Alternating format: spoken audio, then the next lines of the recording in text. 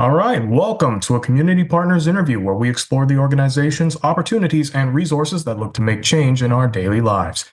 I'm your host, Davy Au, and you're listening to Voices for Ability Radio, all abilities, all the time.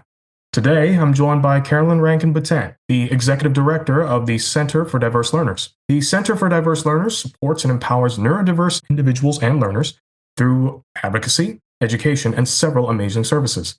They aim to build a world in which individuals with neurodiverse learning needs are included, empowered, and celebrated. Their programs are designed to help students learn on their own terms in ways that make sense for them. They teach students and parents how to advocate for their rights in the classroom, and in the long term, they want to make sure that they don't have to. The Center for Diverse Learners' goal is to see a world where their organization isn't needed, where every student automatically gets the help that they deserve. And with that said, thank you for joining us today, Carolyn. It's a pleasure to be here. Thank you so much. That was a great intro. Well, I'm glad you think so. Okay, so now to begin, why don't you tell tell us and our listeners a little bit more about yourself and what inspired you to work with the Center for Diverse Learners and with individuals with disabilities? Yeah, so I am a certified teacher and started my career in the private system and saw that families were making extreme economic sacrifices to have their child outside of the public system. And I worked with students all who had learning needs. From there, I started my own educational company that served the neurodiverse population for many years. And I was volunteering at a not-for-profit in Hamilton called Neighbor to Neighbor in their education programs. And when there was an opportunity, I decided to leave for-profit for the not-for-profit sector to create more change. Last February, I started at the Center for Diverse Learners, where really my lived experience and my professional experience combined. I'm a neurodiverse person myself. I'm one of the many who were late diagnosed in my 30s, and had the academic background of working with neurodiverse people and that lived experience, and was able to bring that to the Center for Diverse Learners to create more opportunities for the neurodiverse population. And that's absolutely amazing to hear. And the fact that you have that sort of lived experience, I'm sure, would definitely lend to being able to make the most out of your role as well. And I'm sure that that can apply to just about any walk of life. So, and it goes without saying, we thank you for being able to do exactly that and be able to contribute to such an amazing community and to such an amazing cause at that. Thank you. One of the things I'm really passionate about is having more of the voice of people with lived experience, being able to share their experience and the way that they are treated impacts them. I find in the disability space, sometimes our voices get drowned out by the voices of allies who have a lot of privilege, and so that they're able to be the voice.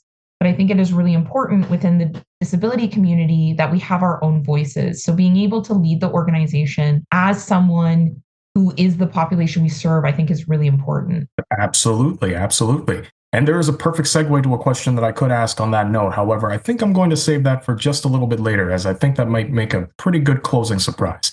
Now, that being said, the next item on our list, I know in doing a little bit of research on the center itself, I noticed on your website that you have a couple different programs to choose from, namely the Intensive Individualized Support Program, the Executive Functioning Program, and even the Elevate program. Do you think you could give us a little insight into those three?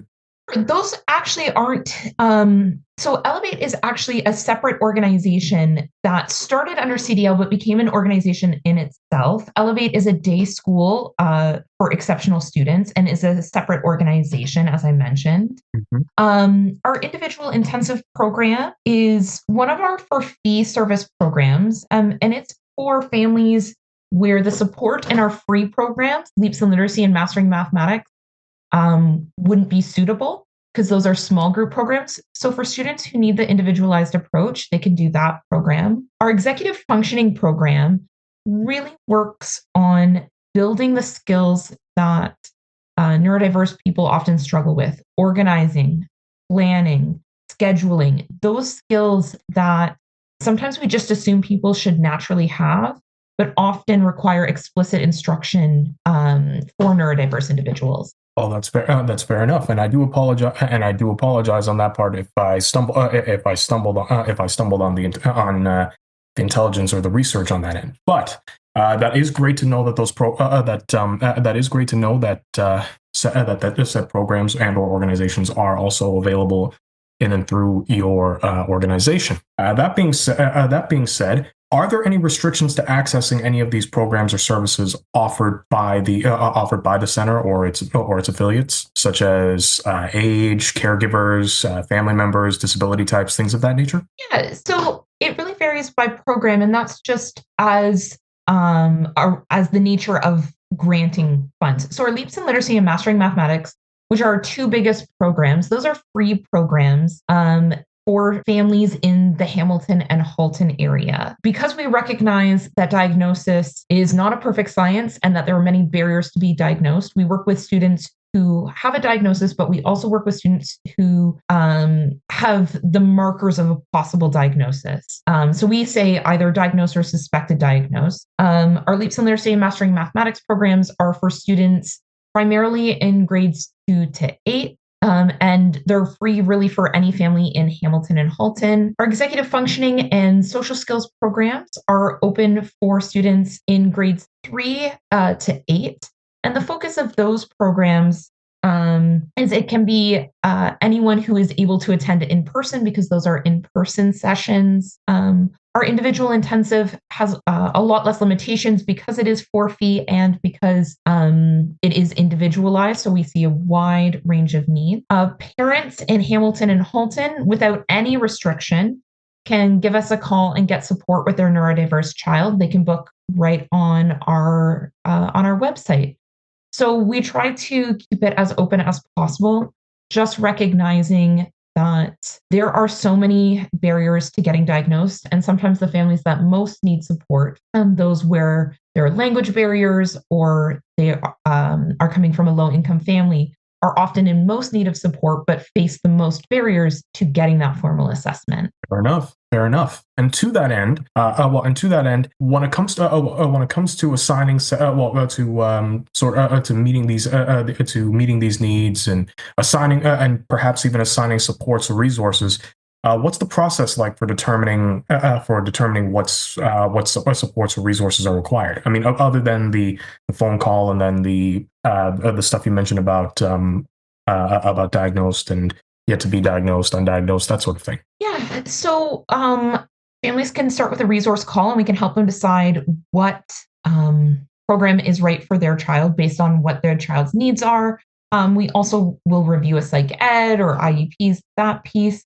For any of our programs, when a family registers, before they're accepted into the program, each child will complete a 30-minute assessment with one of our educators to make sure that the program is a right fit. The most important factor above all other factors is, can this program make a difference to this child? So if the child is functioning much higher than our other peers or are at grade level, our program isn't designed to help them. And those are the biggest things we look for in our criteria is, can this program help this child? And if the answer is yes, we do our best to find a way of supporting them, noting that the need for our programs keeps growing and the interest for our programs keeps growing. And we are always working hard to build capacity to try to meet the need. And that's great that is the case. And being able to rise to the occasion to meet a person where it's at is definitely important. Now that being said, on the note of meeting a person where they're at and just helping them succeed, without sort of getting too specific, are there any sort of success stories that you could share with us today? Perhaps about someone who came through the center's doors and where they are at now? Absolutely. We have so many success stories. So I'm going to share a story with you, but one of the things we hold very important in our organization is protecting our student stories. So I'm going to change any identifying details of this story. So I want to share the story of Joseph. When Joseph came into our center, he was despondent. He didn't want to be there. And though I could tell, his mother had a sense of relief because finally she had found something to help her child that didn't have a cost. Because They were a low income family. And though this child required support to become a reader, his mother could not afford it. And so she is feeling better and he does not want to be there because we're about to ask him to do the thing that he feels he does the worst, which is reading. And even after just that first session, I could see that there was a change in him. This poor little guy was in grade 3 and did not know his letter sound. To give context, by grade 3, we expect students to be able to read chapter books, and he could not identify his letter sound. After just 2 sessions with us, he was reading. He went from no reading skills to being able to read. And I think that is the most common story that we see. That what children really need is just explicit instruction to build the skills that perhaps other children were just able to pick up more naturally. And so Joseph went from hating reading to loving reading, which is really, really a critical change in a child. It changes their whole confidence. And his mother reported having less stress, less anxiety, because having a child that can't read is very stressful. This parent had done everything they could to try to help their child, but they just couldn't. So Joseph is an example of what we do. We take students who are really struggling in the school system and feeling isolation because they can't do the basic skills that their peers can do. And we help them build those essential skills through our programming. And that really is an inspirational story. And forgive me for even saying this, or for being so shocked by hearing this for the first time. Possibly, perhaps considering that I've been out of the education system for so long now that now that I'm in college and it's been a while since grade school. But really, though, a third grade is what by for lack of a better term, average metrics. It's expected that a child should be able to read chapter books by the third grade. Like obviously chapter books that are designed for children, but yes, not adult chapter books, but they should be able to read chapter books that are designed for children. Wow. Well, then that's good to know. And I mean, again, I apologize for being so shocked at that. That's honestly that's the first time that I've heard an educational sort of guideline from that perspective. So that's absolutely amazing to know. To that end, let's see if one wanted to become a volunteer at the center. How would they go about doing that? And this is a good question to have answered for all of our listeners out there who are interested themselves. Cool. So they can send an email to our info account, and Jordan, who is responsible for managing all of our volunteers, will reach out and have a meeting with you and discuss what volunteering looks like for you, what your availability is like, what accommodations you may need to volunteer, because I think that's a really key consideration, is that we want the volunteer experience to be as accommodated as we would for our students. And we want individuals who are living with a disability to still feel like they can contribute and still feel like they can participate in our programs. So we really do a personalized approach when someone wants to become a volunteer. And we'll discuss the different opportunities for them and create something that works for them. Fair enough. Well, fair enough. Now, that being said, this circles back. Now, this next question that I have for you circles back to to something that you mentioned earlier, if memory serves, about how some allied voices could be louder than others or could overshadow others. Could you possibly argue that that's something that you see happening over and over again? And if not, then what's one thing you see happening over and over again to individuals with disabilities that shouldn't be happening? And how do we collectively as a community go about stopping that? That's a great question. So one of the things that I am always mindful of is, and my perspective is a little bit different because we work with children, is that I want to ensure that children with disability have agency over their own voice and over their own needs. Sometimes what I see is that the parent voice can sometimes overshadow the child's voice. And though parents are wonderful partners, and we have parents at CDL who are so dedicated to their child's success, it is truly heartwarming. But one of the things we as an organization want to do is make sure that our interventions are not always what the parent wants, but what the child wants to learn. And we see this a lot in our social skills program, where parents sometimes, and definitely not always, but sometimes want their child to socialize in a neurotypical way. And that's why they sign their child up for the program. But what we want to do is help neurodiverse children learn social skills, understand some of the neurotypical ways that people socialize, but be able to create social skills that truly work for them. For example, eye contact is not something we would force children to do or encourage children to do if they feel uncomfortable. That would be a neurotypical way of wanting that. So when we center in disability voices, then it changes how we do things. And it's making sure that when we are creating inclusive spaces for neurodiverse individuals, we really consider them. One of the things our organization does is community-based training. So we train other not-for-profits to be more inclusive. And a key piece of that training is do not assume what someone needs. Make sure you're providing opportunities for them to advocate for their own accommodation.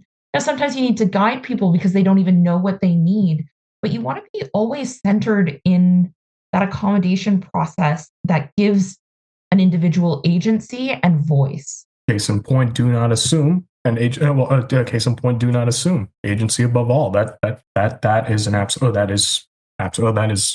absolutely fair point and even valid too. I can't tell you how many times that sometimes where I've seen people do things or put others in positions where they may not necessarily want to be in, and they just have their agency stripped away. And absolutely, and based on what the center is doing, I would say it's an absolutely fair step forward, an absolutely fair, if not an amazing step forward to making a change in that. So again, Carolyn, thank you for what you and your organization do in that regard. Thank you for saying so. Thank you. Now, the last thing I got for all of our listeners, regardless of interest, though I'm sure that there might be a lot more interest after today, if our listeners were looking for more information, be it to get involved in your programs, be a volunteer, what have you, how can they find you? How can they reach you? There's lots of ways of reaching us. Part of that universal design is creating lots of ways for people to make contact in ways that feel comfortable for them. If you go to our website, you can sign up for our newsletter. And when there are volunteer opportunities, when there are new programs, when there's new information, it gets sent right to your inbox so that you're always kept abreast of what we're doing. And our website is www.diverselearners.ca. Our social media handles are @LearnDiverse, and we're on almost every platform. LinkedIn, Instagram, Facebook, and you can find more information about us there. And if it's more comfortable for you, you can just send a DM. Also, you can call and leave a message if phone is a better way for you to work. And our phone number is 905-333-1977. And someone will reach out to you. If in your message you leave the kind of support you're looking for, then the right person will reach out to you. And if all of that fails, you can just send an email to our info account, info@diverselearners.ca, and let us know what you need, and we'll be happy to support you in that way. That is absolutely amazing to know. Hopefully our listeners out there have made note of all of that.